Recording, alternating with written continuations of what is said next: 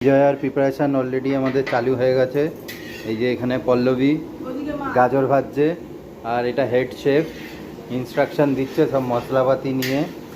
আর এটা assistant chef এখন শিখছে, গাজর ভাজছে। এরপরে এটা কি আছে, ওটা বিনস, এরপরে বিনস। আর অলরেডি এইদিকে আলুর দম রেডি হয়ে গেছে।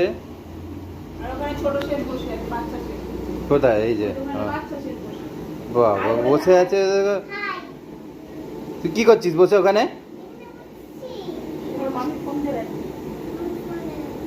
কাজের কাজ কিছু কর, কোনো কাজকর্ম তো করিস না, এসে বসছি। তুই খেয়েছিলিস আলুর দম খেয়েছিস?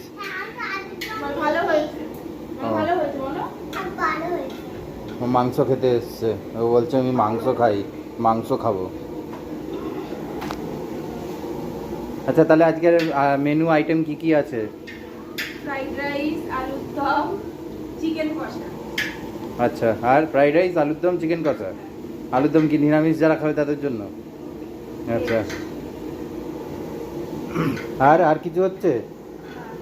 চাটনি আমার বর না করে, তাই চাটনি করা হচ্ছে না। আচ্ছা, নিজে চাটনি খায় না বলে চাটনি পাপড়। চাটনি খেতে লাগবে না, টমেটোর চাটনি। চাটনির জন্য দিকে চাটনি আছে কিনা জানাবে। টমেটোর চাটনি ভালো হয় না খেতে, টমেটোর চাটনি খাওয়া উচিত না। টমেটো দিয়ে করব না তো। তা কি দিয়ে করবে? খেজুর, আমসত্ব, কিশমিশ, কাজু বাদাম। তার মধ্যে টমেটো তো যাবেই। পুরো কেমন সেই পুরো জল জল টাইপের হয়ে থাকে। অতটা এরকম কেউ রাখে নাকি? হয়ে গেছে, আর ভাজতে হবে না, এগুলো অতিরিক্ত ভাজা হয়ে গেছে। আরে এগুলো বেশি ভাজতে নেই, এত বেশি ভাজলে মুশকিল। ও আমি রেস্টুরেন্ট খুলতে পারবো, কি কালার! ও আমি নতুন রেস্টুরেন্ট খুলবো।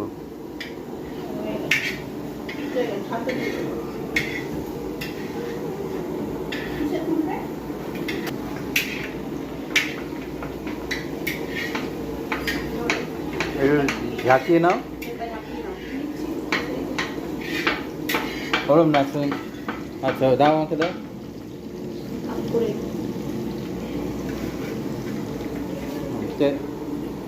এরম করে ঝাঁকিয়ে নিলে তাহলে, আরে হ্যাঁ,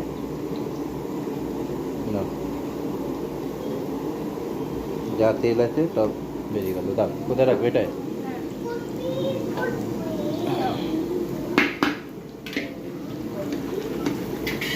এই তুলে দিচ্ছি, দাঁড়াও। কোনটার তরকারি বানিয়ে